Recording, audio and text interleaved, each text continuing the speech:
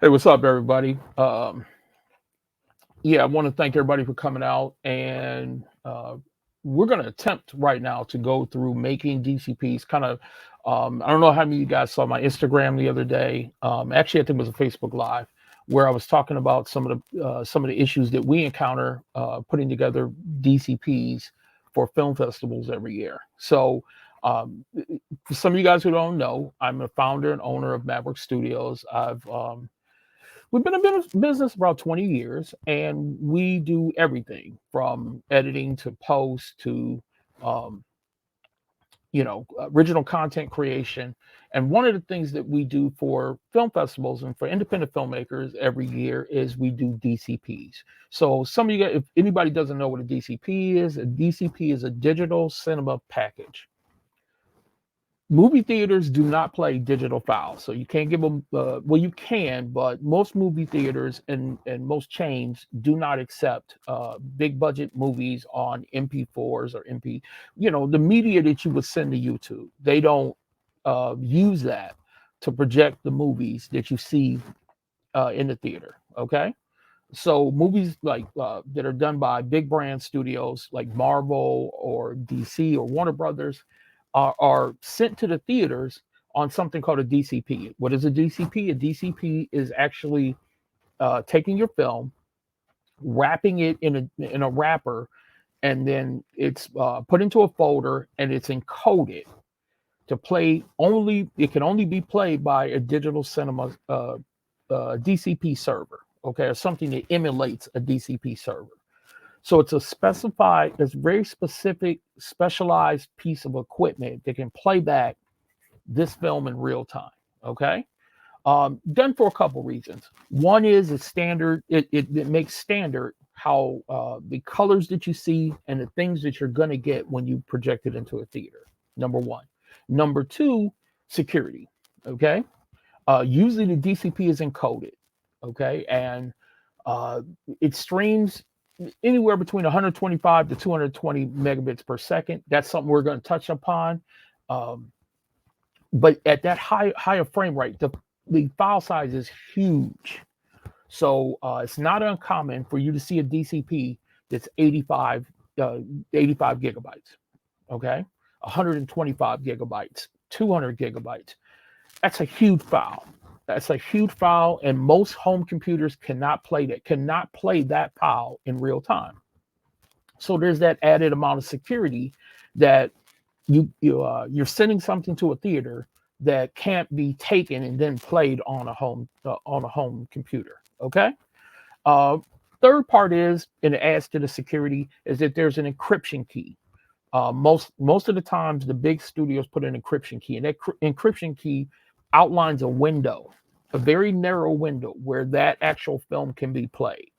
If you play it outside of that window, if you attempt to play it outside of that window, the movie shuts down or won't play at all. Okay, so you got three things with it. You got consistency in color and sound, uh, huge file size, which prevents someone playing it at home, and then you also at that point add on the added factor of an encryption key.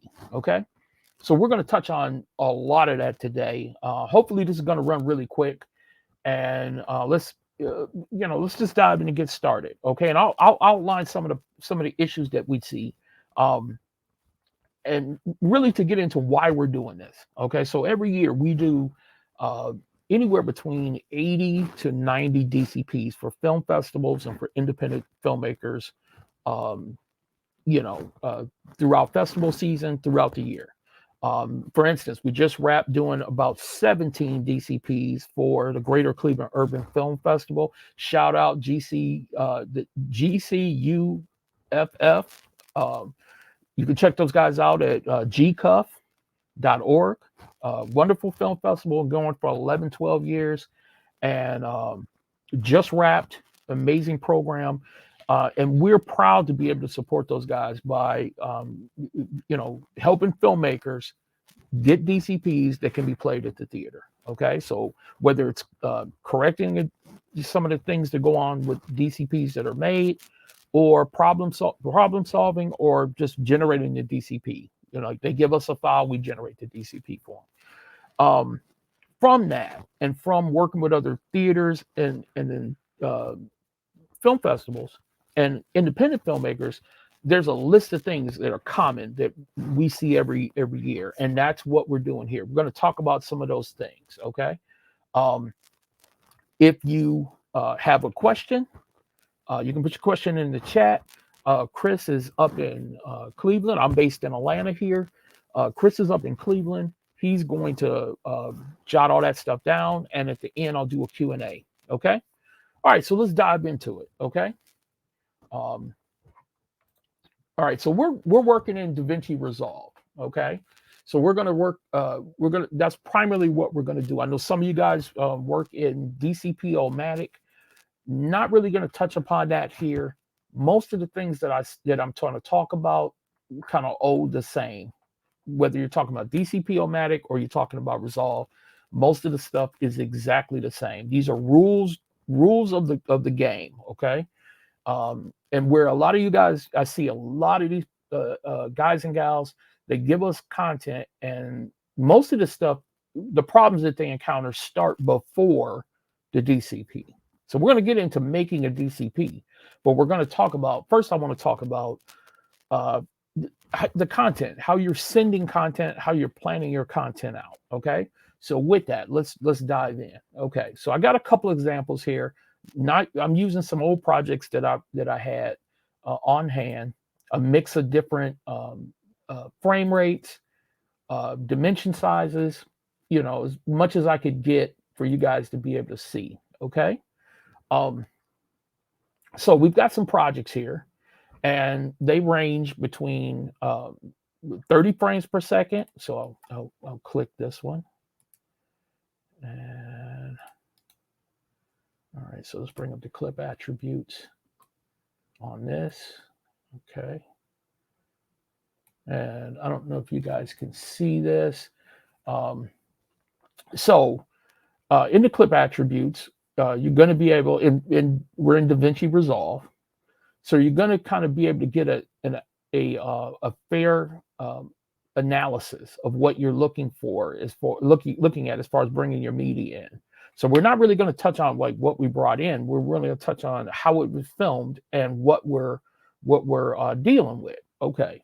So let's just start here. Okay. Frame rate. Every year we get a lot of films that are done at, I don't know if they're shot on iPhones or if the filmmaker is believing that the higher the frame rate, the higher the quality. We get a lot of 59.9 stuff, some 60 frame stuff. Okay, let's start with the accepted frame rates for DCPs. Okay. Now, if you go in Davinci Resolve, and we're going to spend a lot of time here, this is the project settings. We're in project settings, okay? And you got your timeline resolution. If I'm doing a DCP, there are a couple different formats that DCPs take, okay? Really, in reality, there's only three, okay? But there's three in HD at the HD level and 3 at the 4K level. But they're the same, they're essentially the same three. The only thing changes is that one is for HD and the other one is for 4K, okay? Or UHD, more specific. All right, so our first dimension is going to be 1998 by 1080, okay? So, you know what? I'm going to bring up a WordPad here real quick. And we're going to write this stuff down because I'm not quite sure you guys can see it as we're going along. So we're going to kind of make ourselves a little cheat sheet here as we go along. Okay. I don't think we have to go that high, but okay. So 1998 by 1080. Okay. Now, every frame rate, everything that we do is going to have to subscribe to what's called the DCI standard. Okay, so all DCPs conform to the DCI standard. Okay, and that's a quick way. If you're working in any, let's say you're working in any program, okay, and you want to make something that's going to go to that you're generating a DCP. Okay, a quick way to look at it is it'll say something like DCI. So it'll say DCI, and let's make this a little bigger. Okay, so it'll say something like DCI 1998 by 1080. Okay. Now I'm going to load these in, and then we'll go from there. Okay.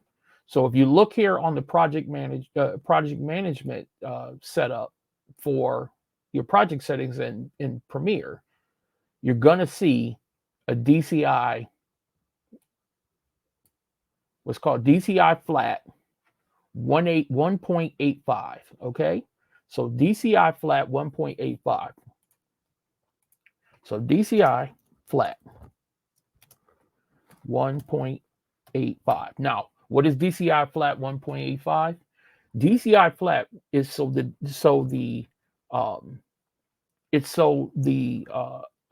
DCP server, okay, can ingest, and you can take a regular. Okay, so we're going to call this 4. This is our normal 1920 by 1080. So if you've encoded something and you've shot in 1920 by 1080, I'm sure everybody knows what that is. If you've shot your program in 1920 by 1080, you're good. Choose 1998 by 1080 flat 1.85. Why is that the acceptable format for a DCP? Because 1920 by 1080 is 1.85. Okay, so that's 1.85. So when you sit your project in there, it's going to live just. You're going to be nice and cool. Everything's going to be good for you. Now, we'll get into the bars on the side in a second once we demonstrate, how this looks in the real world. Okay. Our next one, and remember, like I told you, there's three formats. Okay, 3 formats. One batch of 3 for HD, 1 batch of 3 for 4K. That's all you really need to know. Okay. Our next one is called 2048 by 854. Okay. Now we're going to write that down. DCI 2048 by what was that, 850?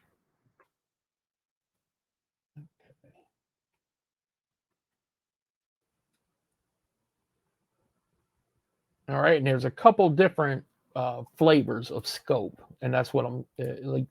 This is scope for the DCP. So this is your DCP scope. So you need to remember that. Okay. Now that's going to be 239. Okay. That's your aspect ratio. The aspect ratio is 239. Now you're saying to yourself, all right, what is 2048 by 854? If you shoot your film in, let's say, 1920 by 805. Okay, so a lot of you guys, letterbox. Let's call it letterbox. I think everybody understands that. Okay, so you shoot it in letterbox, and 2.39. All right, so that's when you see you're looking at it through the camera, and your image is going to be really the image is going to be kind of long instead of HD tall. Okay, and we've all seen those scope movies when you go into cinema and they're real. They look really long. Or you see the curtains on the cinema. You see the curtains on the theater kind of widen out a little bit. So that would be scope. Okay. Last one, okay, is gonna be DCI 2048 by 1080. Okay. And that's going to be, okay, and that's just called DCI 2048 by 1080. Okay, so that's your regular 2K. That's your regular 2K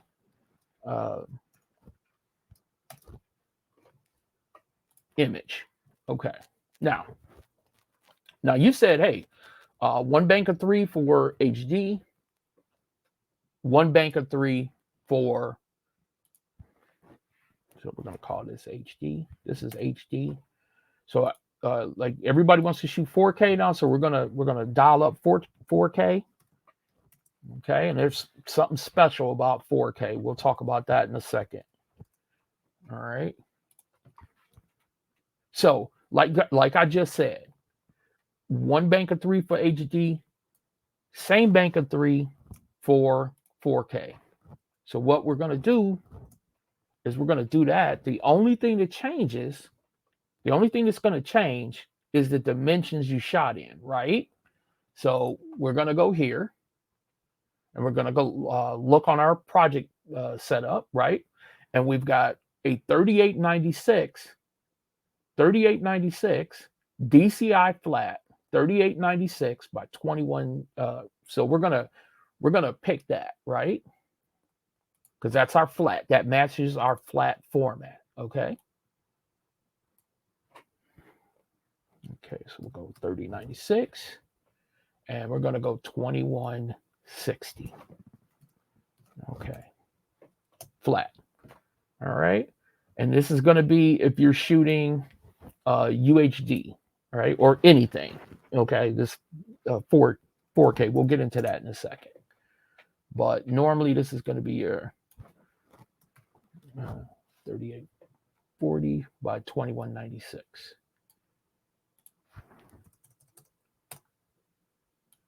Okay. 2160. I'm sorry. Okay.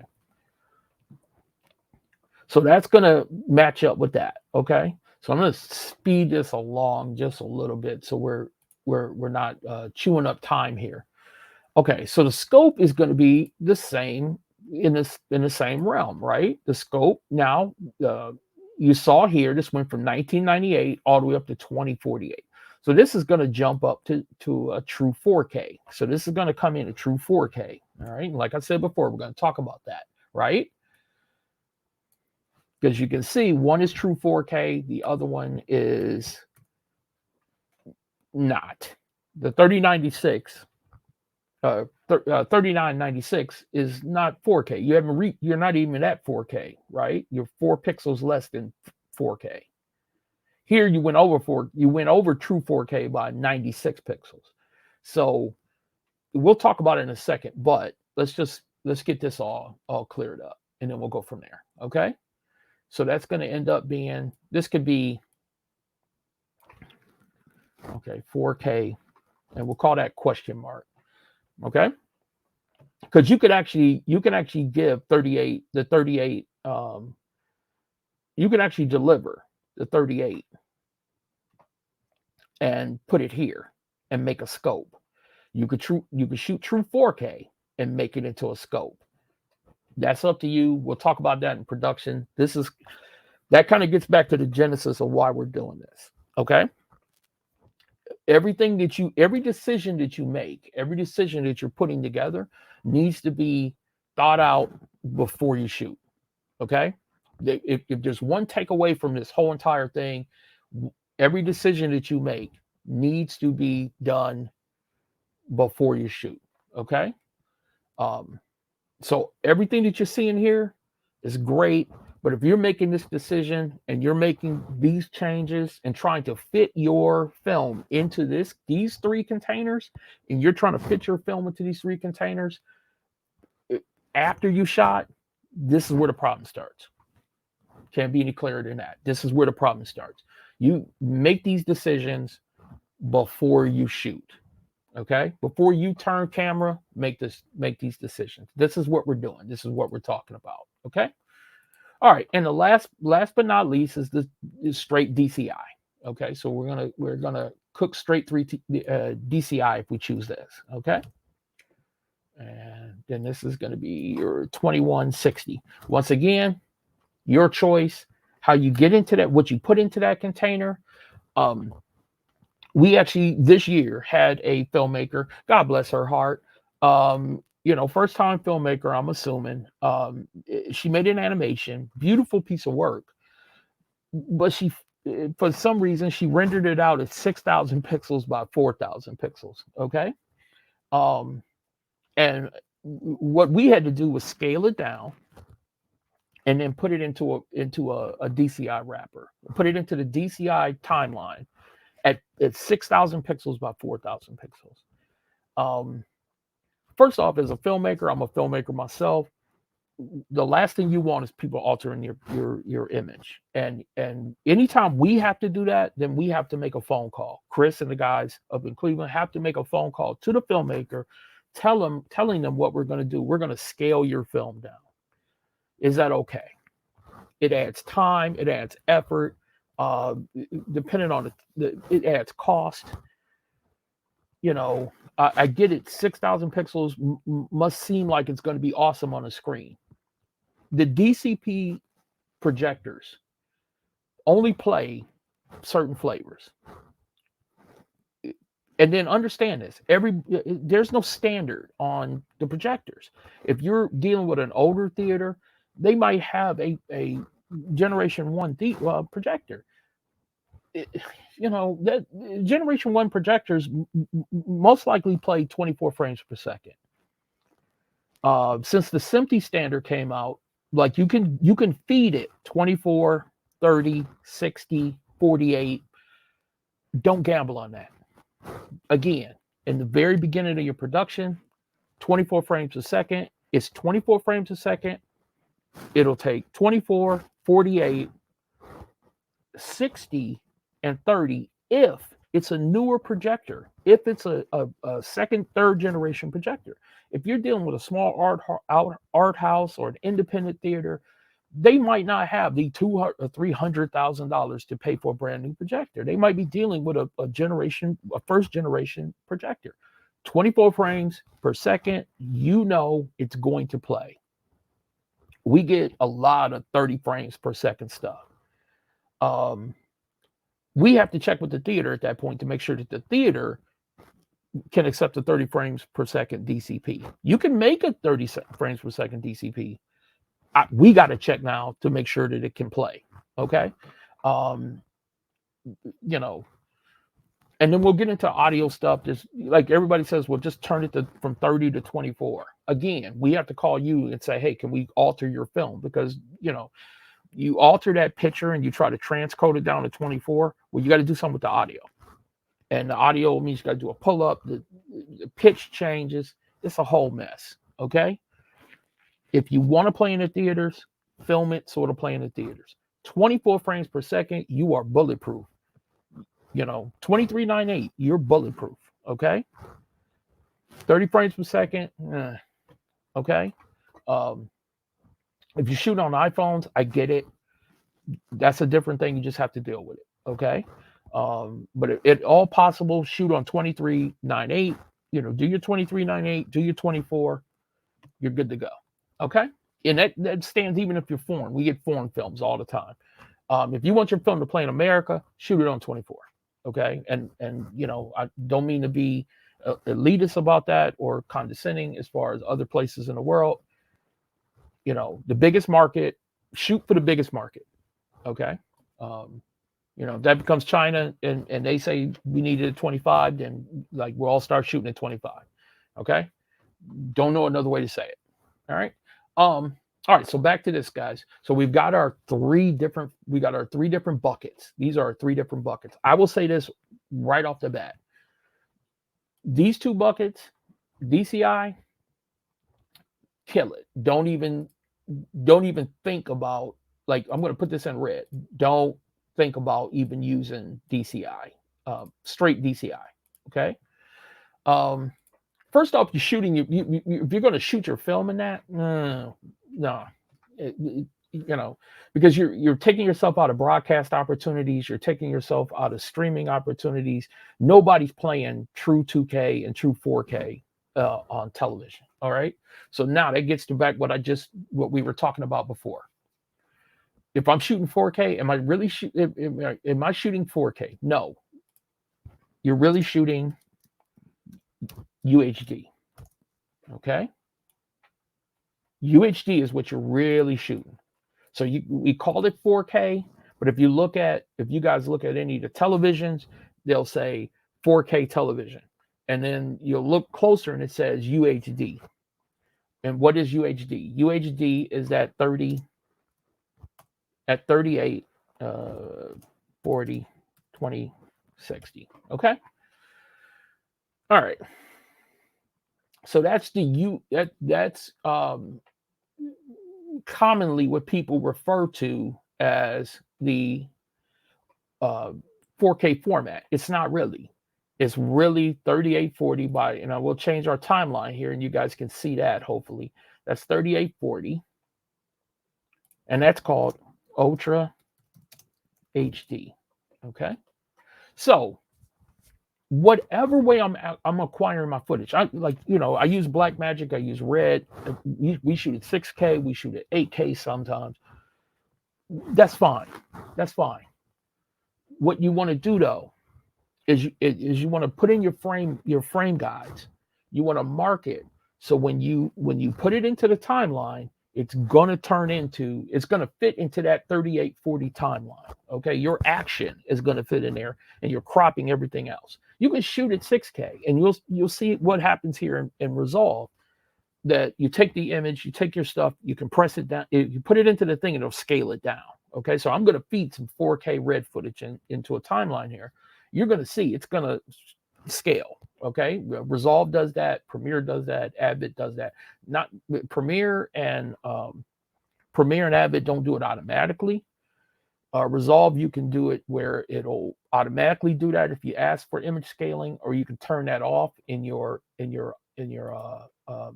options here. Generally, I leave it on, but if you're making sure that all your action is happening inside of a 3840 by 2160 window, okay, doesn't matter if it's 6K, long as that window, when you scale it down, that window is where your action goes on, you're good to go. Okay. And I'll show you what I mean in a second. All right, so first thing up, frame rate, 24 frames a second. All right, so we'll go.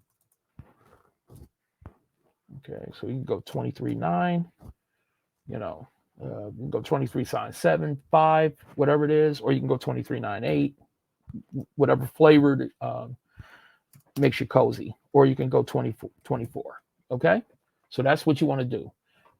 For DC, to make sure your DCP plays, when you turn it into a DCP, make sure nothing happens to your audio, nothing happens to your visuals. Your pitch and everything sounds good. This is what you want to rock with. Okay. Now, some people will come and say, oh, well, then I can go 59. Why can't I deliver 59 or 60? You most certainly can. If you know that the theater that you're sending it to, the DCP projector in the server, can use those formats, you're fine. If you're not sure, if you're going to send it to a theater, you got to make sure. Now, how do you know that? And this is the thing that I'd love to have somebody on from one of the festivals that we service, and maybe we'll do another one. We'll have those people in. Read the submission entry forms, please read those, because they outline to you how your film must be sent in. We can take GCUF for example. Okay, if they have a great submission form, I know because one of my guys at MadWorks put it together. And then they submit, most of their DCPs are submitted to a service called Simply DCP. Okay, huge service, process way more DCPs than we do. And we most, unfortunately, we have to deal with a lot of the rejected ones.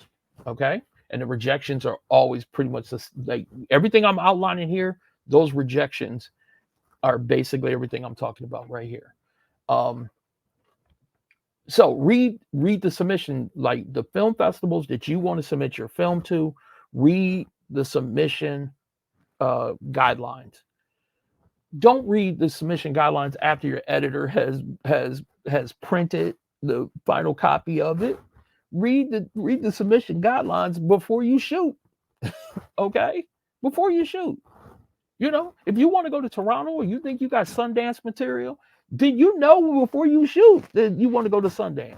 Read their submission guidelines to make sure that you're doing what you're doing is matching up. Okay, all right, and then that makes everything better. Everything becomes better once you get over here into a program like Resolve or a program like DCP-O-Matic or what have you. Okay.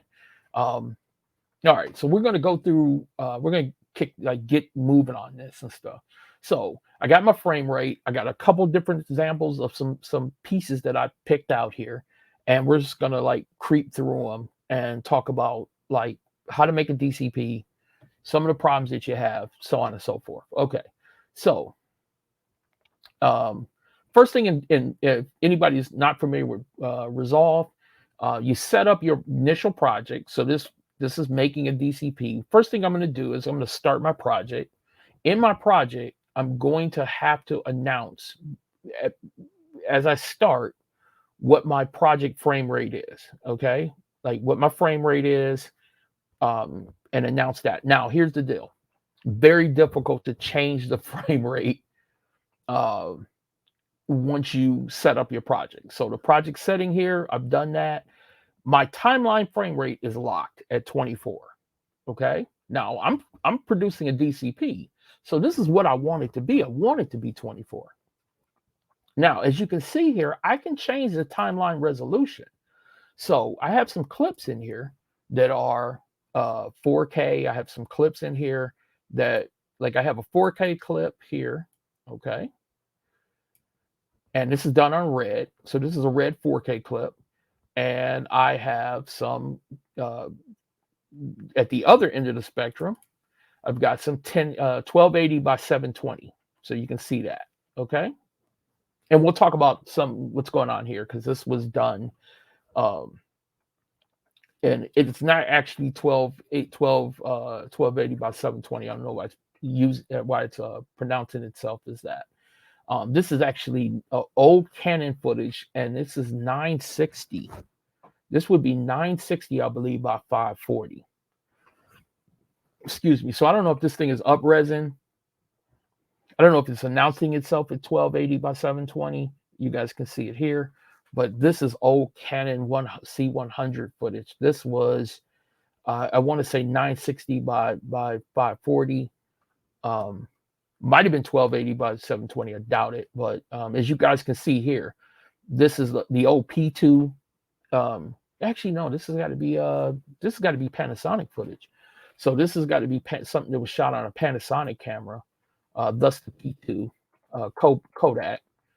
And as you guys can see here, it looks a bit, anamorphic.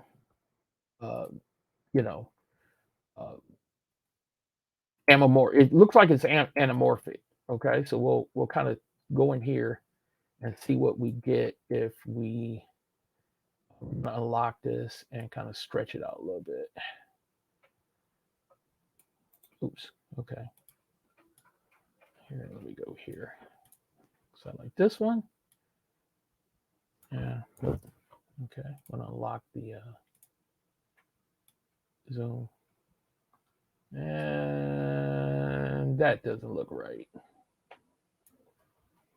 Now, one thing I have to keep in mind, And this is still 12. This is still 12. It still says 1280 by 720. Let's just, for the sake of it, say that that's what this is.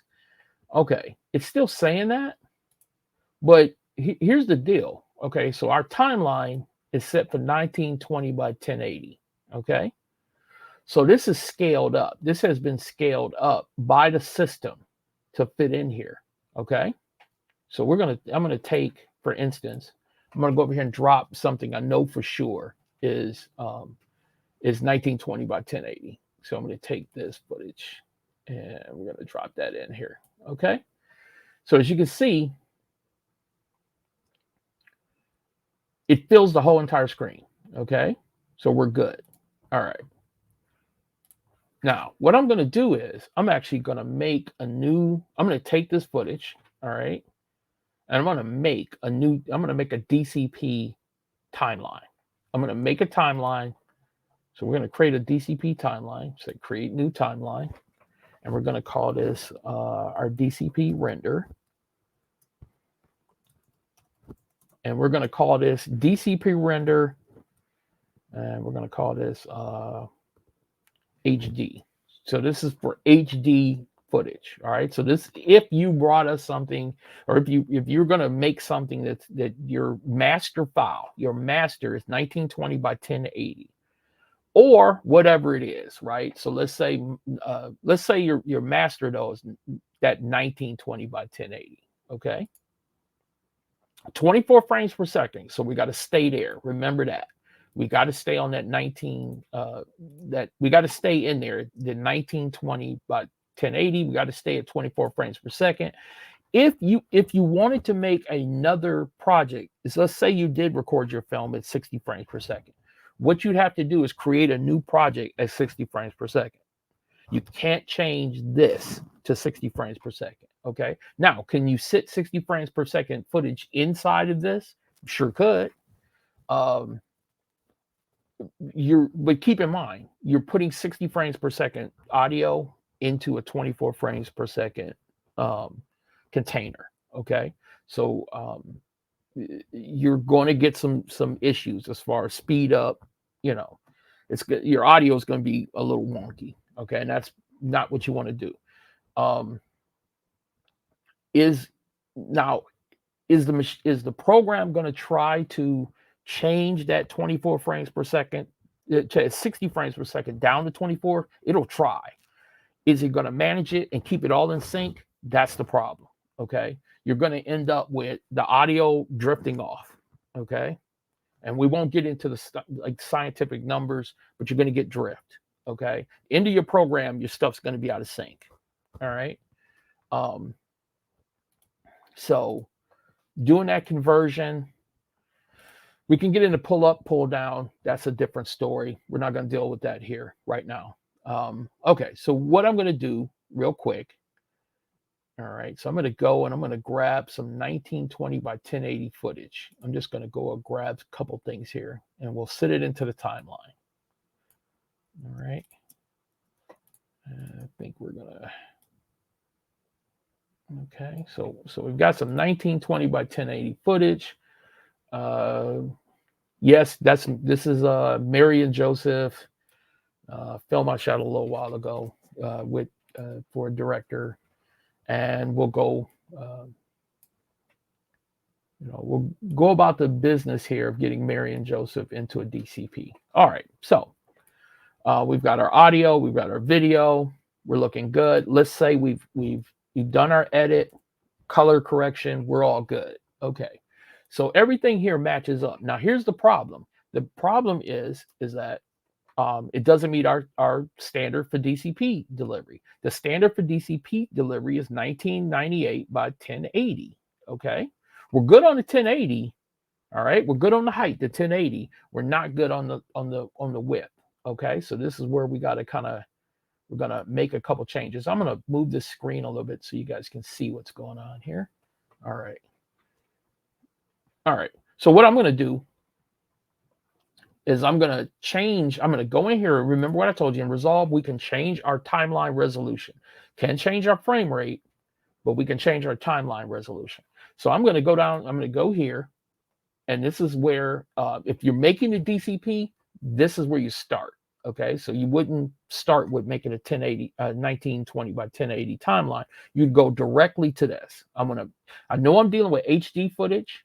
I'm dealing with 1080 footage. I'm gonna go right here and select 1998 by 1080 DCI flat. Okay, this is what my timeline is gonna be. Now, what happened here? Okay, what happened here? As you can see, all right, so I'm gonna go over here to the render so you can see just the one frame. Okay, so as you can see now, ended up with the black bars. I got black bars on both sides, right? Why? Because this is no longer 1920 by 1080. This is now 1998. 1998. It added 78 pixels, right? 78 pixels got put in here. Now, when you project this in the movie theater, you're going to get these black bars. Okay? Now, I can hear you guys right now. Oh, well, I don't want the black bars on the side. Why can't I just scale up my movie? You could. You could go in here. You could take your movie and you could scale it until you get rid of those black bars. See? Now, the problem is you just cut off 78 pixels up in the top and the bottom. Okay? So you're losing out either way, right? If you shoot HD, you got the black bars on the side. That's the way it is. Okay?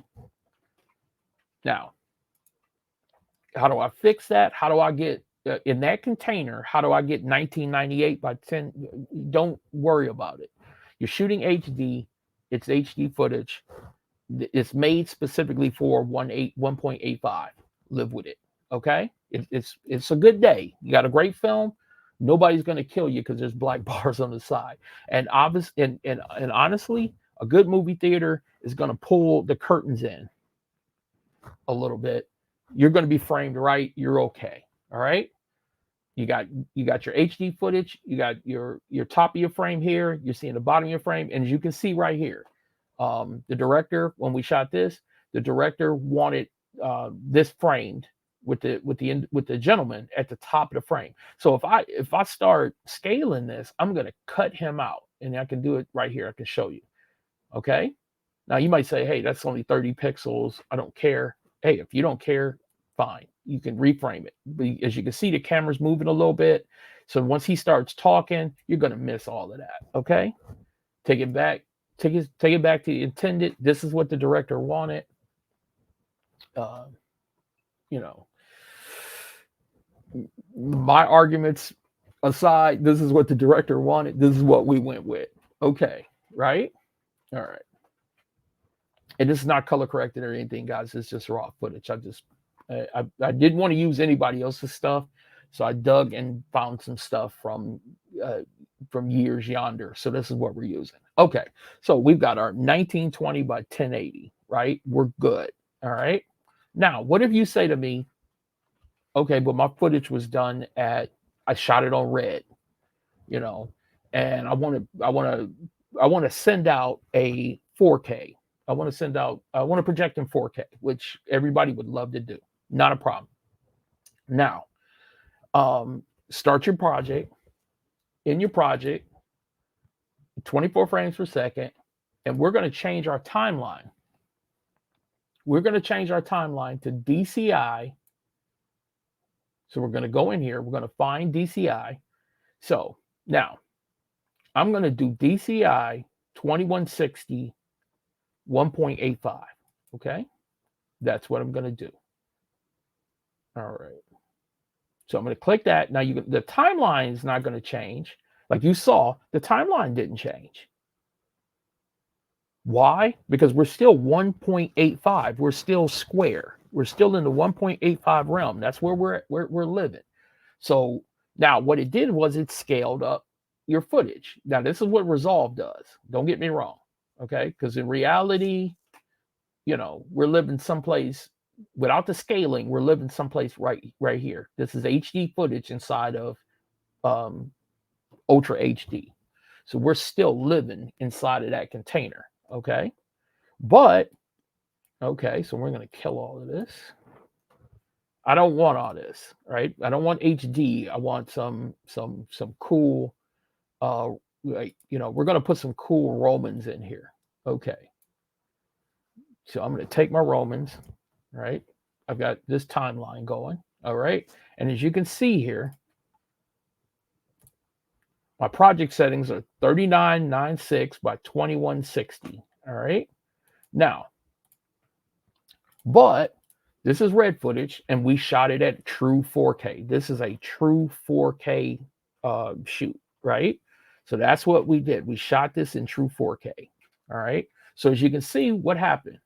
It's trying to fit that 4096 inside of 3996. All right.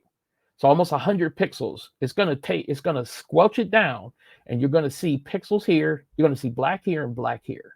Okay. All right. So what I'm gonna do is, because we framed out, we always knew we were gonna shoot for the 3840. So it's okay now if we take that footage and scale it up a little bit, right? Okay, so this will be 1.03. I think it's 3.3 or something like that. So it would be somewhere in there. Okay. So I don't have action going on the sides. I don't have to worry about it now. I can scale that up, and I'm not scaling it up. Think about it. I'm not scaling it up. So I'm not going to lose resolution because I'm not scaling the image up. The image was 4K. It was 4000 by 96. Okay. The image was 4000 by 96 right here. Okay.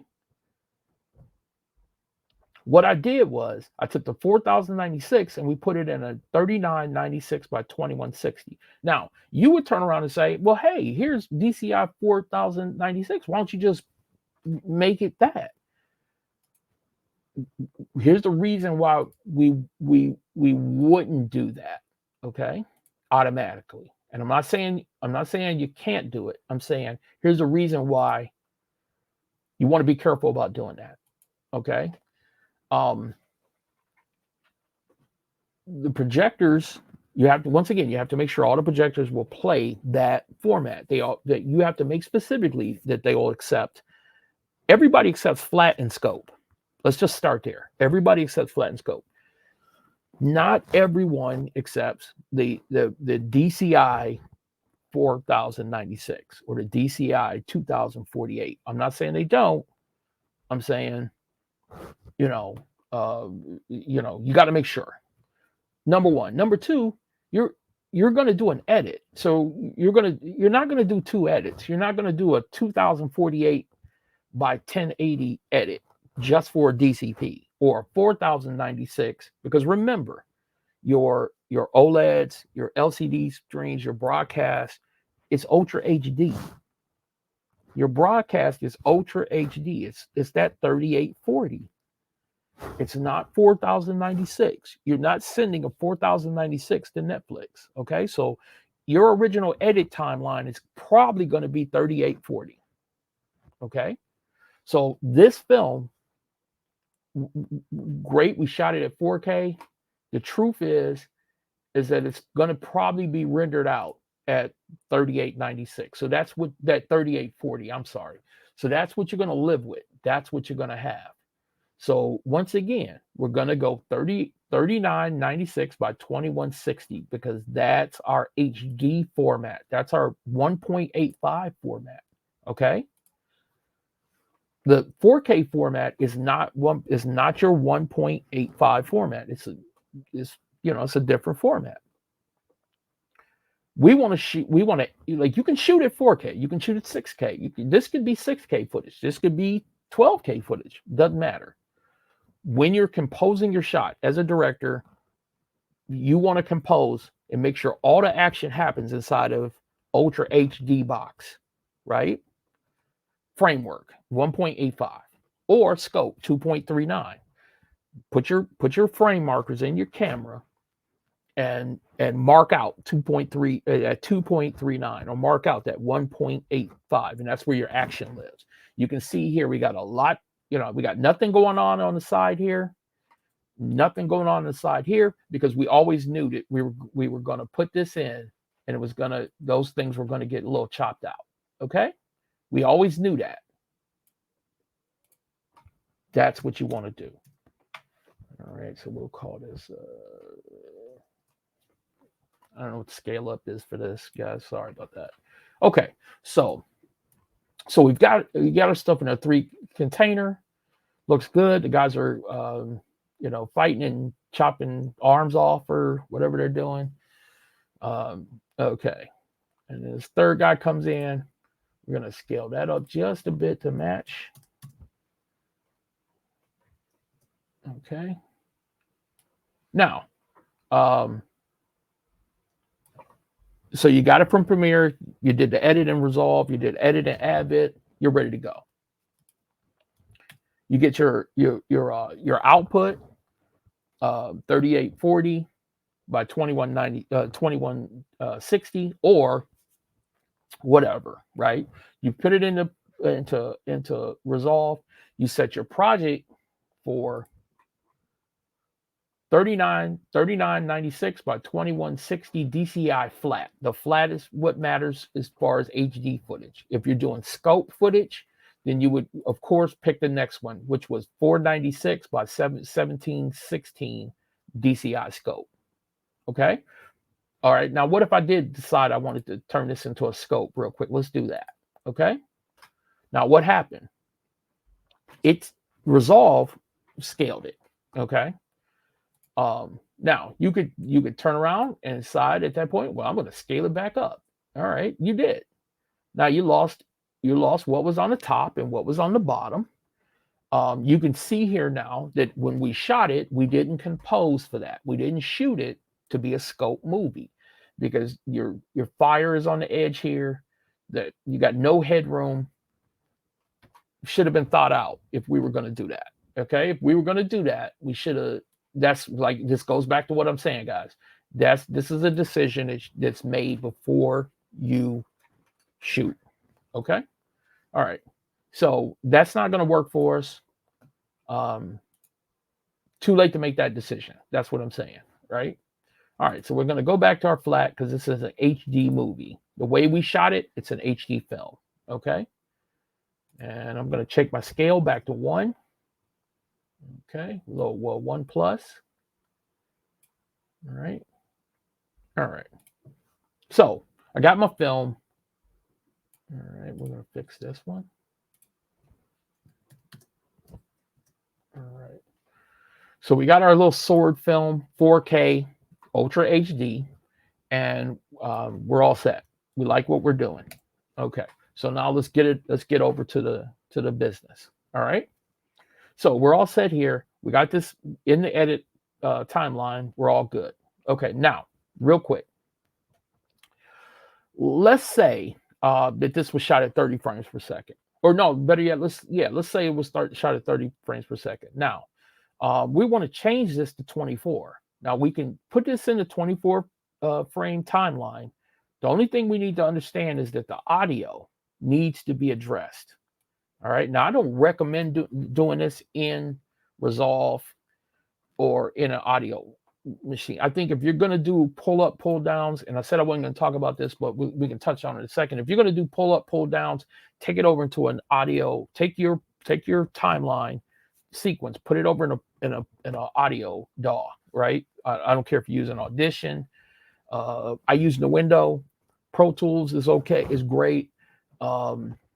Anything where you can take the video and the audio, and then take the audio and pitch and do what's called a pitch shift. You have to change the pitch on here. Okay. You have to change the speed of this. So when you change it from 30 down to 24, this is going to stay and match up with it. Now, there are algorithms all online. You can find plenty of algorithms online on like what the percentage is. I know from like 25 to 24, it's like 0.001 or something like that, minus 0.001 or something like that. You have to pitch shift. Okay. So if you put in pitch shift, pull down, and usually you can say 30 to 24 frames or 25 to 24 frames. somebody already figured out the math. You can use that math, plug it in. You should be cool. Now, can you do it? Like if I get a 25 frame per second film and then I transcode it, by sitting in here and I don't touch the audio, is it going to be messed up? What's going to happen is over time, it's going to drift. Plain and simple, right? So if you got a 2-hour movie, at the end of the 2-hour movie, is everybody's voice going to be totally in sync? No, it's going to drift off. It's the way it is, right? Unless you do that pitch shift and pitch shift your project. And in that case, I would say do it, like I said, do it over in the audio editor where you can have precise control.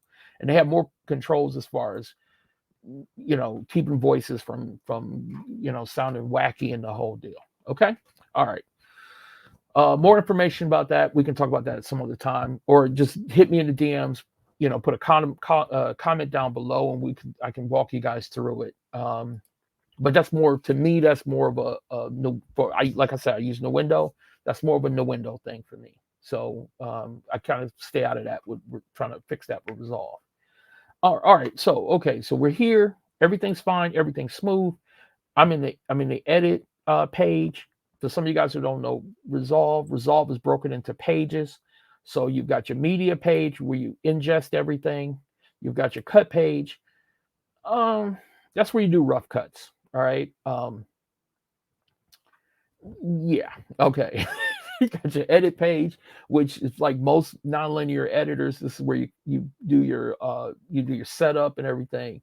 My favorite place, okay, is the Fusion, the Fusion page, which is visual effects. Taking out green screens, messing with compositions, inserting 3D footage. I'm going to do a lot more stuff on this because I'm on my little war campaign now about people using After Effects for film work. If you're not, long story short, if you need to do a feature and you need to do compositing or whatever, and you don't have the money for Nuke, use Fusion. Do not use After Effects. Okay, I love After Effects. Been with it since the beginning. I used to be an Adobe customer advisor. No shade on them, but After Effects hasn't moved. And if you're not dealing with color management throughout the pipeline, i.e. ACES or Davinci Wide Gamut or whatever, you're not dealing with that stuff, it ain't cutting it. Okay, After Effects has to be totally redone, and they're not on it. So you right now seek better options. Fusion is a better option. Okay, soapbox, off my soapbox. Moving on. Color. Okay, and too much to go into here. Okay, but color. Here we go. All right. Music, sound. All right, and Fairlight is a DAW. Okay, Fairlight was its own program for years. Blackmagic grabbed them, so you can use Fairlight to do some of the stuff I'm talking about. I'm not a Fairlight guy, so we're not even going to try to fake that right here. Okay. Last but not least, we have our render tab. This is where you make the DCP, right? So we're going to get into that. All right. All right. So making the DCP. All right. So we set up everything. We're good. We got our Ultra HD. We know what we're doing. We're good to go. All right. So the very first thing I'm going to do is I'm going to give it a name. No, I'm not. Okay. Not going to do that because we're going to get into that in a second. All right. Very first thing I'm going to do is I'm going to pick some place to render my film out. Okay. So I'm going to go here and let's go DCP live. And I'm just going to give DCP. We'll set that up for right now as that. Okay. That's not what we're going to render out. We're not rendering out as the name DCP. We just needed a name other than Untitled, or you can leave it as Untitled. Doesn't matter. Okay. All right. The issue is get your location. All right. So, all right. Now you're here. I've got a little DCP tab set up that I put some presets in. you know, if you need to find it, you can go over it in IMF, set up something on the IMF, and you'll see your DCPs. Okay. You know, so you can set all that, find it there, you're good to go. All right. All right, so we're going to export out, and we're going to say DCP. All right. Now, Easy DCP or Kadoodle. I always call it Kadoodle. I don't know what it's called. Here's the deal. Easy DCP, you got to get a license for it, which means you got to pay the extra bucks for it. Now, what do you gain with Easy DCP that you don't get with Kakudu? Kakudu doesn't do encryption. Okay, so you're not doing encryption here with that render engine. Easy DCP, you can do encryption, but you got to pay for that. Okay, so you can go to easy if it's something you absolutely positively need at this stage. You know, you got two choices, and one of them we'll go through that. What we done if we have encryption is we'll take the DCP and generate it here, and I'll tell you why we'll generate it here later on. But we generate it here, and then we take it over to the DCP-O-Matic and create encryption keys for it. Okay. A lot faster than waiting on DCP-O-Matic is slow, okay, and it's the dude that made it, God bless him, but it's not as fast as this solution. That's why we're talking about this. This thing is like, this thing gets at it, okay, and that's what we want. All right, so we're going to choose the JPEG 2000 Kakudu, whatever. All right, type. So we either got, like I said before, you got three flavors. Three flavors, two different formats. We got 2K and we got 4K. Pretty simple. We already know that, right? We know that from here. 2K and 4K. We chose, we have a 4K film. That's what we're picking. So we're going to pick 4K, and we're going to pick 4K DCI flat. Now, remember, guys, we're not really putting out 4K. We're putting out that 3096. We're putting out that 3996 by 2160. That's what we're putting out, okay? But this is what the projector will see. The projector will see 4K to DCI flat. That's what it's going to read, okay? All right, so we're good there. This is our timeline resolution. That's grayed out, okay? All right, use interop packaging. Okay, here's the deal. Interop packaging was the very first. Remember, I told you this: generation 1 DCP projectors and servers, and generation 2, 3, 4, that kind of stuff. Everything after like 2 and 3, everything after 2 is all SMPTE. The SMPTE standard kicked in. So that's what allows you to be able to do 24 frames a second, 30 frames a second, 48, 60, so on, so forth.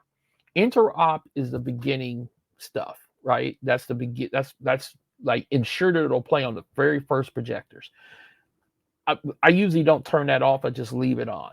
Okay. Now, if you shot your film and you have HDR, let's say you over in the color page, we set this up, and this is a red footage. So we could instead of setting up our timeline and set up our color science, let me show you guys that real quick. So here under color management, if we had chosen to do something else other than Rec 709, so let's say we were taking this and we're putting this in, we're shooting this in the theater and then we're sending it to Netflix. What we want to choose is P3, 2084, 1000 nits. Okay. So that's what we're going to do. All right. I'm going to change this to color manage real quick. All right. We're going to change this to HDR.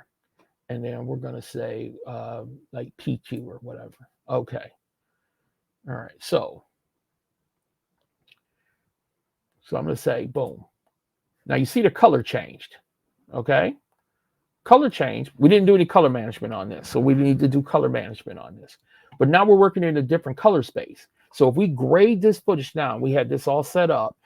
And while we're doing it at 1000 nits, so instead of 100 nits, which is SDR, we're doing 1000 nits. We can break that sky up louder and all the whole deal. We can just get all the colors the way we saw them on the red camera, well close to what we saw on the red camera. We could click this HDR And the DCP will have that HDR information. It'll output an HDR image, a high resolution, right? We're not doing that right now, so we're not gonna worry about that. So we're gonna take this back to where it was before. All right, and I'm gonna take it back to Rec 709. All right, that's where we are. But we won't click the HDR. We're gonna leave that alone. This is not an HDR thing. Now, next thing, the most talked about question that I get: what do I set my maximum bit rate at? Okay, two things. If you are sending a film, or if you want to send your film to be DCP'd, right? Or you're going to do it yourself. Okay. The quality of your film does not change from 100 from delivery standard, which is like 35 to 65 megabytes per second, all the way up to 75 megabytes per second or higher. We got a film a couple years ago, and the guy sent us the film, bless his heart, but he encoded it like 200 megabytes per second. First off, you know, I've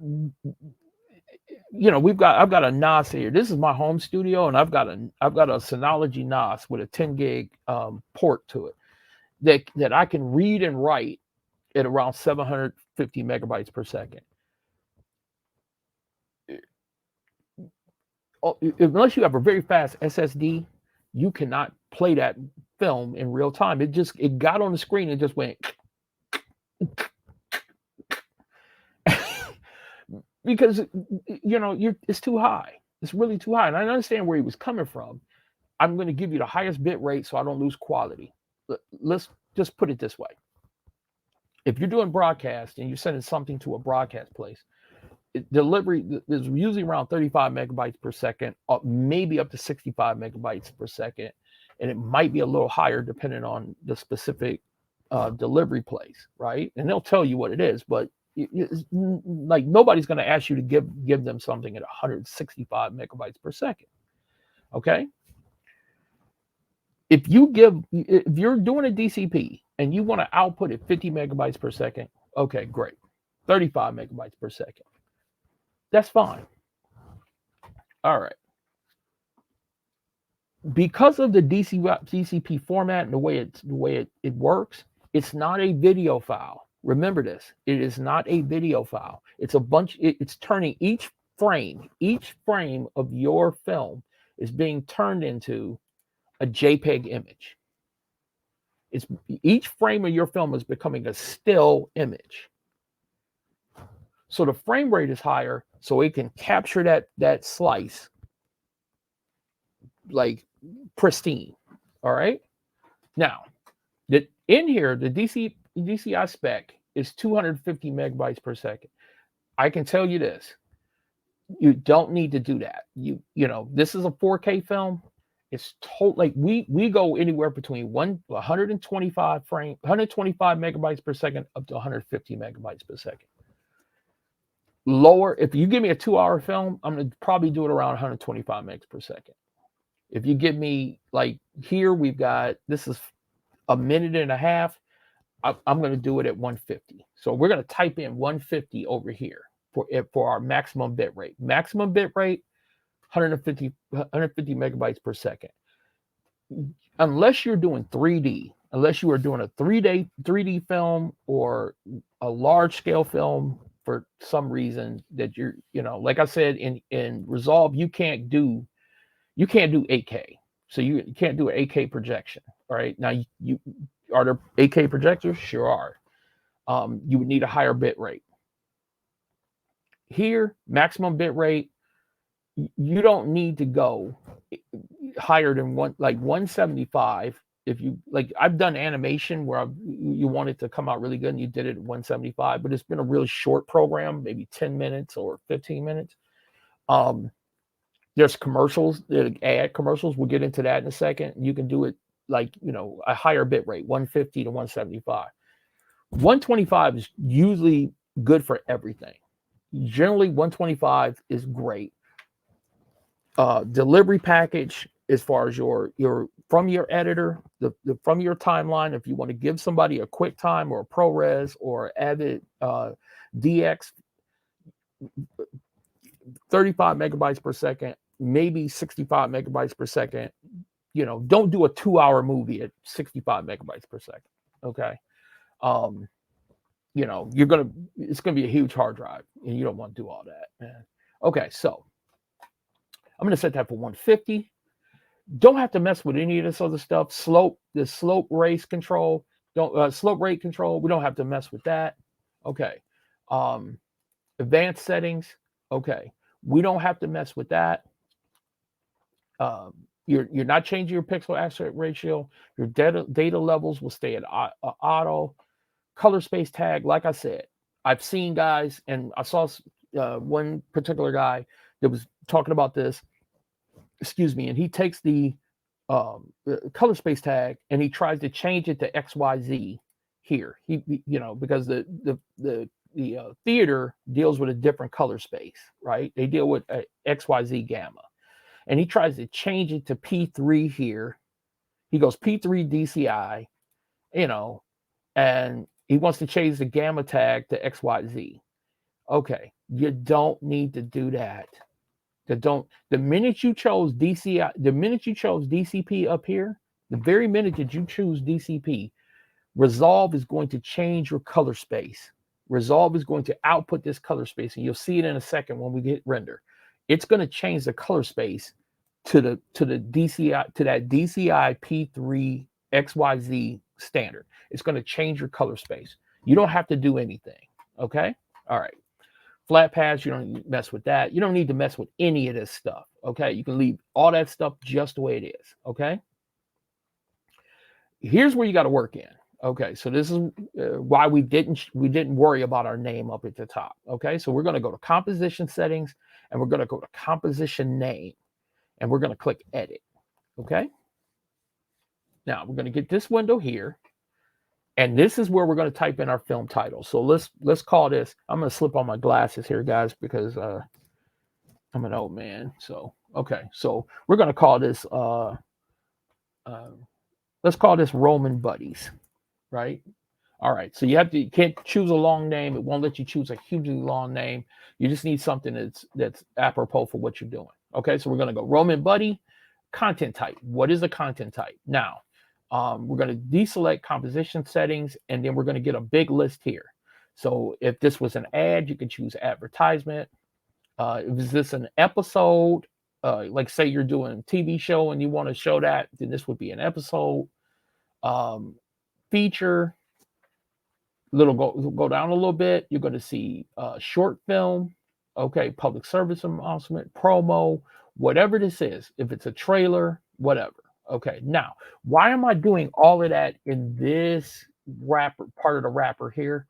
Because this is what the machine is going to read. This is the naming system that is going to tell the server what it's looking at. Okay, so this is very important. This is very, very important that you get this right.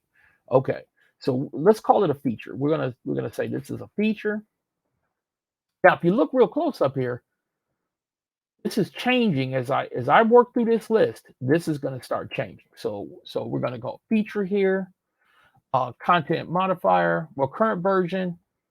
Let's say this is the original, right? So we're going to go original. Okay. So you got temporary, pre. You don't have to mess with any of this stuff. Okay. Is it a 3D film? Now, if it's a 3D film, great. If it's a 2D film, great. We don't usually touch that unless it's a 3D film. So if it's a 3D film, meaning it's got stereoscopic, then you want to click 3D. Okay. You don't need to mess with the luminance. The frame rate should be set by the timeline. So you don't worry about the frame rate. You could kind of finagle the frame rate a little bit here. Okay.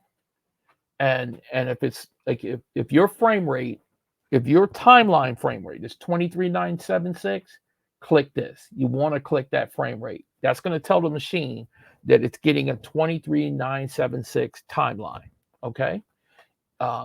like I said, we set our timeline at 24, but if your timeline is at 2396, say this is the original edit that we did the edit in Resolve, then we're going to choose 23976 here. Okay, and click this, and you want to click this, turn that on, and as you can see, it adds it up top. Okay, so I'm going to click it anyway. I'll just click it and leave it at 24. It doesn't matter. Now, say we did Dolby Vision, we click that, and it would add Dolby Vision to it. Okay, as you can see. All right, and you got other modifiers like custom modifiers if you've done some custom to it. We haven't done any of that. Let's not worry about it. Okay. Projector aspect scope. Now you can change the scope as you render. I wouldn't even get into that, okay? Unless you absolutely have to, like you're modifying something that was shot something other way, and you get a call to change it or whatever and stuff. I wouldn't just not mess with that. Audio language, okay. So you need to tell it. We're gonna go with English. All right, and you can see it added it up here. So you literally at the end of putting this together, you could literally look at what you see up here, and that'll give you can tell exactly everything about this film by just this code that's up here. That's the goal. All right. We don't have subtitles. If we did, then it would be you put in your subtitle language. Okay. This will be what type of subtitle and closed caption stuff. So that would be there if you had that. If you have those, you want to include that in there. Okay. Territory. Kind of important, but not really important. We just filled it out. United States is the territory. Okay.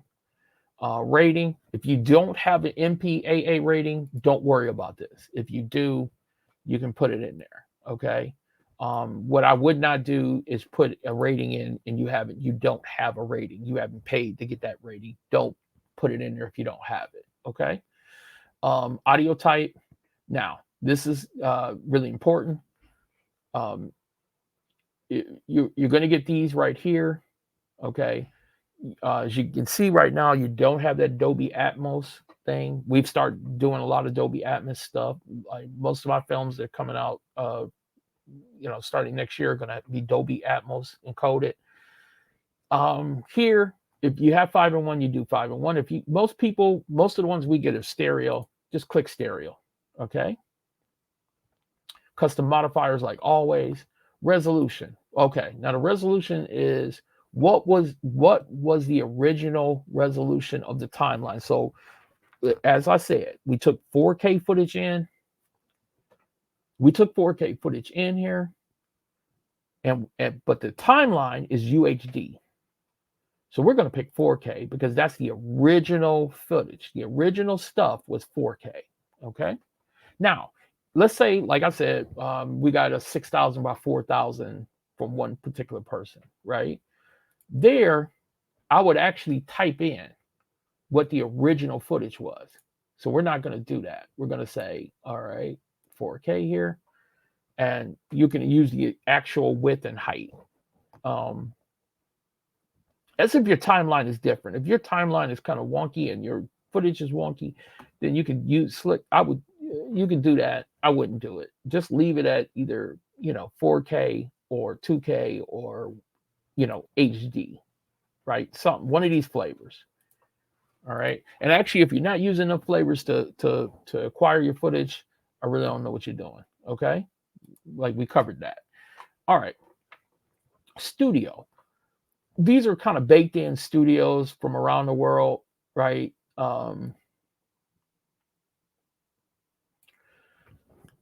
Excuse me. If you want to put your footage, try to put your studio in, like say you got your own studio, like we're launching Ultra. Okay, so we would put Ultra.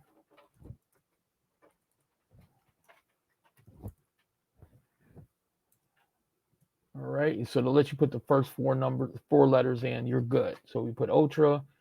You can include the date, so that'll be the date this was done. This will be the date we're working at. Facility. This would be the DCP facility, right? So here we put MAD. All right, standard. What is the standard? This is what we talked about before. Interoperative is going to be that 24 frames per second, early generations. This is an early generation DCP. If we're making a letter DCP, SMPTE, then we want to click SMPTE. Okay.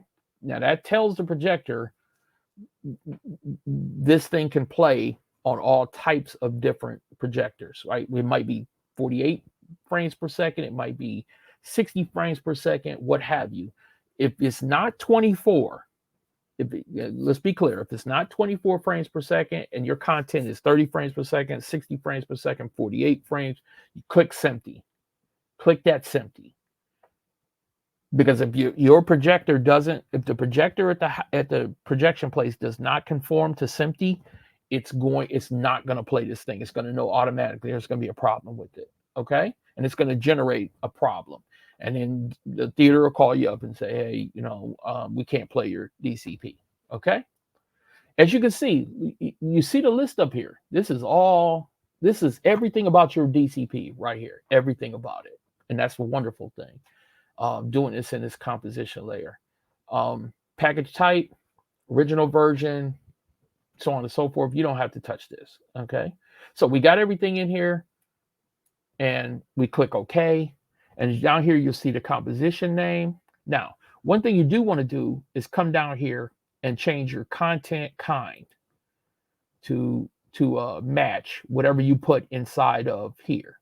So if you put feature here, you want to have feature there.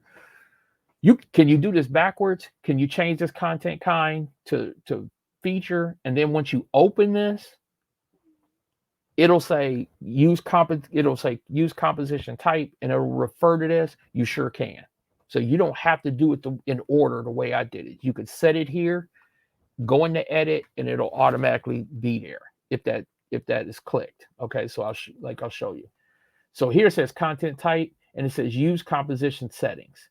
If we had set this at feature down here, if this was clicked, this feature would have been filled in automatically. It would already been filled in. Okay, so you can do it both ways. It's up to you. All right. Everything else here inside of composition settings, we don't need to mess with. We don't need to mess with any of that stuff. Okay. Now, if you do have a subtitle, you do need to put your subtitles. You need to mess with this. Okay, so you need to have your subtitles, and then you're going to export your subtitles out as a certain format. Okay, that formatting needs to be part of your festival guidelines. Okay, you need to follow the festival guidelines for what they want as far as subtitles. Okay. All right, so we're looking good on this. We're over in the video section. We're looking good here. We got this thing going on. Still hasn't filled out the name, so we're going to take care of that now. You go over to audio, linear PCM. Don't need to touch it. You can leave it alone. Okay. All right. Now, then I'm going to go over to file. Now, here's where we're going to change the name up here. Instead of custom name, we're going to say composition name. Boom. I changed my composition name. There we go. All of that stuff that we filled out in the composition is now up here. So that's our name. That's what's going to go on our folder. And that's what the computer's going to read. The DCP server is going to read that. Now I need to go back here. I'll go back. I'll reset my DCP live. So I'm going to reset that, select that folder. Okay, so we're good. So once I select that folder, then it's going to tell me how much disk space loosely, how much is used right now. And then once I render this out, how much is going to be left after that. Okay, it's kind of handy. I like the fact that it gives me that. All right. All right. Everything else on here, we don't need to mess with. We don't need to mess with any of that stuff. Okay, we're good. Right. Now, here's one thing. Like if we had different buses that had different tracks on it. So if we had different buses that had different tracks, we could actually go in and kind of say, okay, we're going to add output tracks. So if you had a stereo version, 5-in-1 version, so on and so forth. Generally, if you have whatever's in your main bus, like we're getting, say this was a QuickTime movie and we received this as a QuickTime movie, if it had 5-in-1 tracks there, we're just going to render out that one track. We're good to go. All right. So we're pretty much good. We're locked in here. We got our composition name set up. We got our composition settings all set up. Okay. I'm going to close advance here and I'm going to go here. So we got our composition stuff all set up.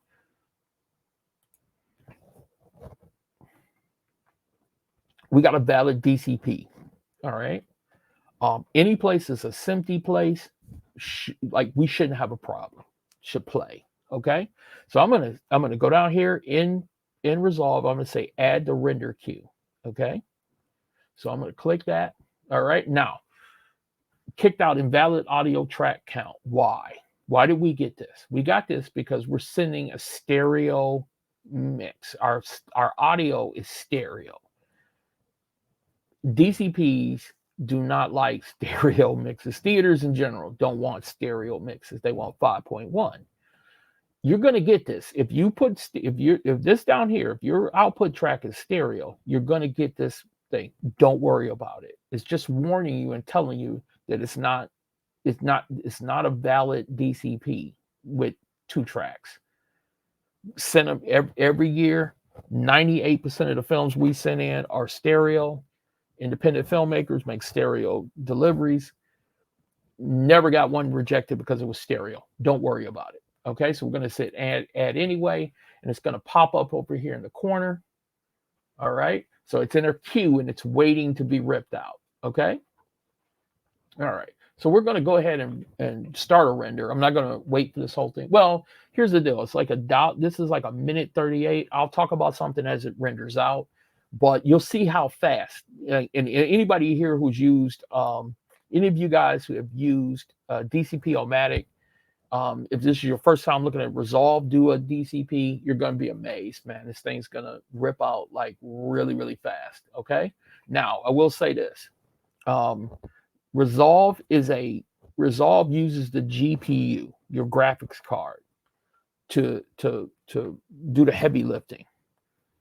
Okay, let's render this out. We'll talk about it. All right, so we're going to hit render, and as you can see, what happened? The color on you see the color automatically changed, right?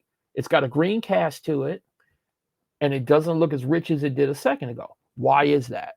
Well, the reason it's like that is because it's being converted over into it's being converted into DCI P3 XYZ color space, the theater color space. It's being converted on the fly with that. Okay. Now, as you guys can see, it's halfway done. This is 1 minute and 38 seconds. In DCP-O-Matic, we be here for a while. This thing's half done. Now, I will say this. I've got 2 graphics cards, 2 3098 RTX cards. It's leveraging those. But I've done it on a laptop, something like this. 1 minute of footage usually takes about a minute or a little bit less to render out on a laptop with a 2060 RTX card. So the speed change is not substantial, right? It is substantial as compared to something like DCP-O-Matic. And this is why we use Resolve rather than we're finished. Okay, we're done. Generally 20-minute movie, 20 minutes short, 2 hour. I think it was like 2 weeks ago. We did a 2-hour film. We ripped out a 2-hour film in 1 hour and 45 minutes. Okay. Because we had to be at the theater for it later that night. We started at I believe it was 12:45, and I want to say at 2:15 we were done. Okay, probably less. I don't think it was. It was like an hour and 35 minutes for the total render of a 2-hour film. Okay, in 4K. It's Resolve is faster. It's just I can't say it any other way. All right. Resolve is faster. All right. Now, if you need to do encryption, that's important for you. Two roads. Pony up the license for Easy DCP. You can do the encryption in Resolve, or you can take that file, that file I just ripped out, and take it over to DCP-O-Matic. It'll read it in as a DCP, and then you can add your keys, and you just have to generate out the keys and the encryption and all that stuff. Okay. But if you need encryption, like you're going to multiple places, or you're worried about somebody, your safety of your stuff, easiest way I would tell you is just pony up the money, send it over to MadWorks, send it over to, other DCP creation places, pony up that money, and they can do it, and you'll have keys and encryption, the whole deal. Okay. It's up to you, right? But as you can see, we talked about certain things. We talked about planning your DCP, planning your theater journey before you start shooting. Okay, and you should do this with everything. All right, if you go into Netflix, you should really think about everything before you shoot. You want to do that. You want to be able to choose the format. Okay, know that there's the 2 buckets, right? Well, 3 buckets, but they're DCI flavors. So you got flat, scope, 2K, and 4K. That's it, right?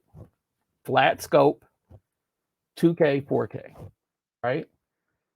So if your film is 1280 by 720, you've got to fit that 1280 by 720 into the 1998 DCI wrapper. It's going to come in, and it's going to have bars on the side, right? Or you're going to have to scale it up, which you're going to lose quality. But either way, you got to fit it in those 2 wrappers. It has to go inside of those 2 wrappers. Okay. All right. I think we're pretty good here. Chris, do we have any questions? I just reached out to chat again, but as of right now, we do not. Okay. All right. So we are where we are. Okay. Hour and a half, guys. We're gonna put chapters in here. We'll chapter it out so people can jump straight to what they want to jump to. Like I said, making a DCP is way more time. We're spending way more time on the beginning part, the format part. I get it, but the reason we're doing that is because the majority of the problems start before you actually get into the system. You saw what I did. It took if I get a properly formatted if I get a properly formatted piece of content, okay, and I get something that's properly formatted, it literally takes me 5 minutes to set it up. Not even like 5 minutes just to go through composition. So if I'm bringing up composition here, and I'll show you guys this window again on composition. So if I'm going through composition again, if I know what everything down here is, it literally takes a couple minutes to go through this, right? I mean, it doesn't take long at all. And if you're setting up your stuff, and you're saying, you set it up with DCI, you're making sure you choose the DCI flat or the 4K. Okay. Just double check and make sure all this stuff is where you want it to be, right? The 4K film, 4K DCI flat. The bars on the sides are okay. We've been through this. And you don't have to worry about like I said, some guy was talking about, you got to go in here and start messing with your color tags. You don't need to mess with your gammas. You don't need to mess with your color tags. You identified you wanted to put out a DCP. Resolve knows it has to change it over to that color space. There's only one color space for DCPs. It's not a hard lift for them to change that color space. They're going to do it. Okay. Look forward, like you guys, watch it again, stuff like that. If you have comments, leave it down in the comment list.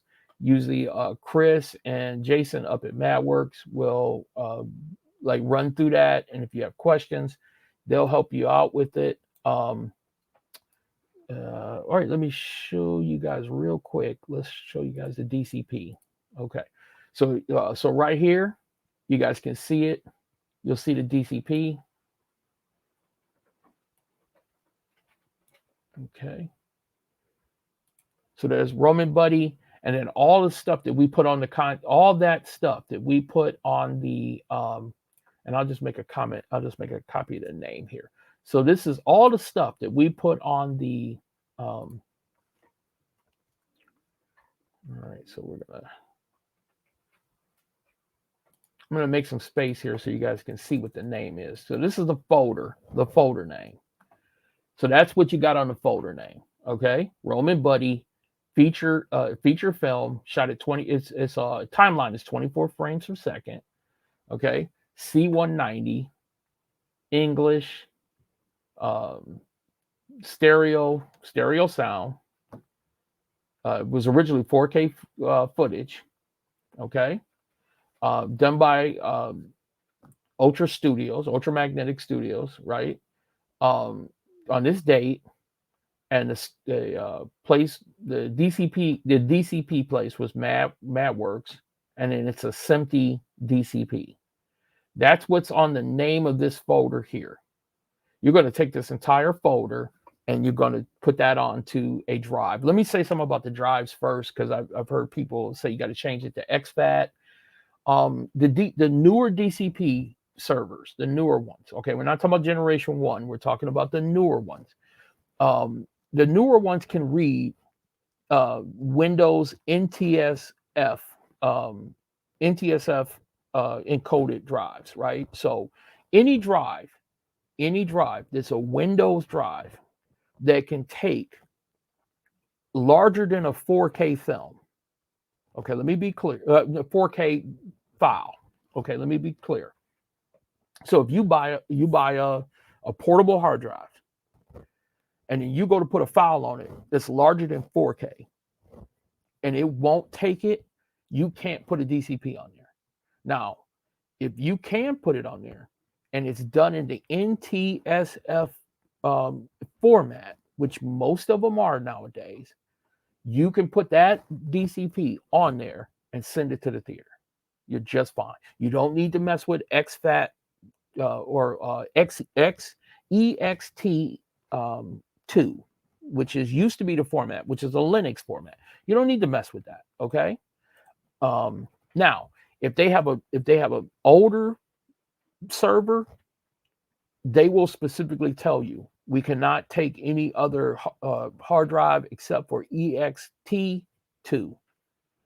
Then you need to you can search on the internet, you can find stuff to where you can reformat it as EXT2 and then set your DCP on it. Okay.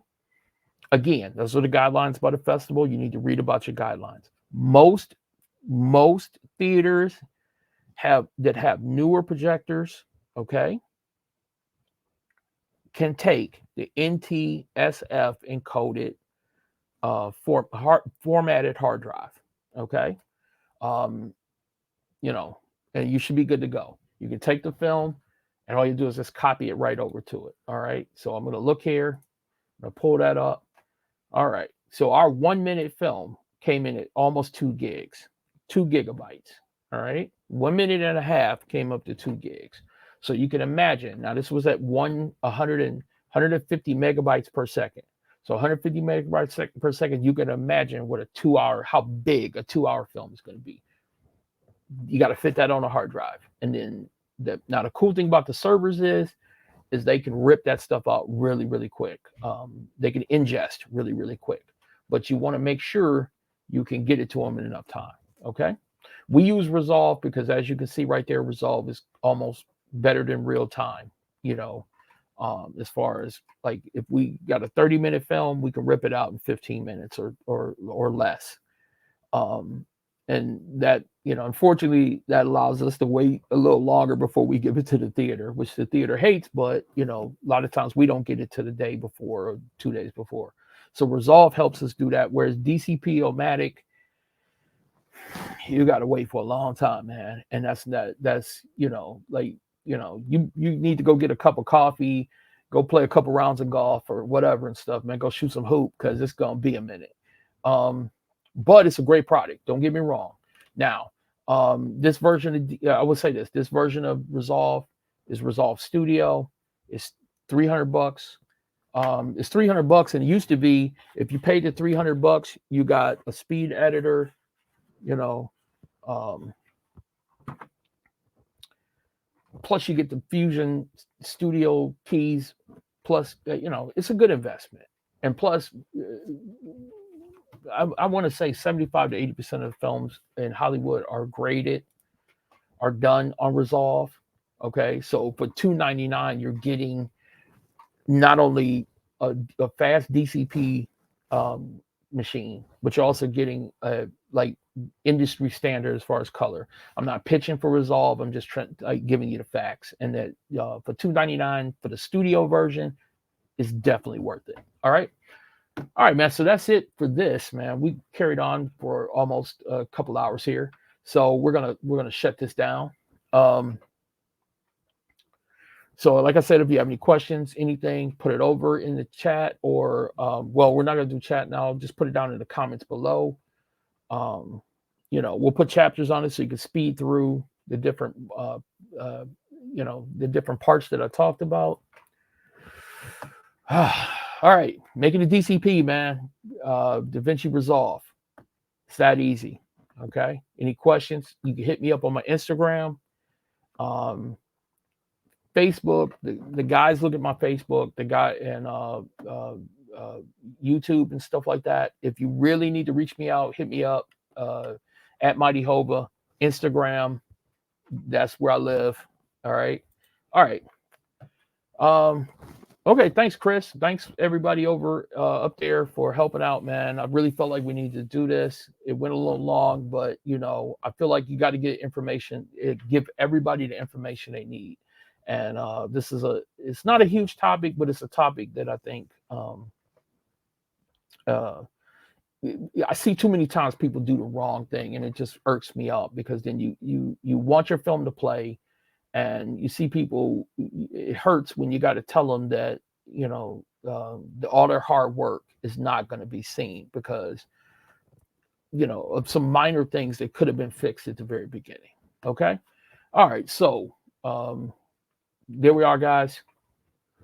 Once again, man, my weenie, love you guys. Stay kinfolk, always and forever.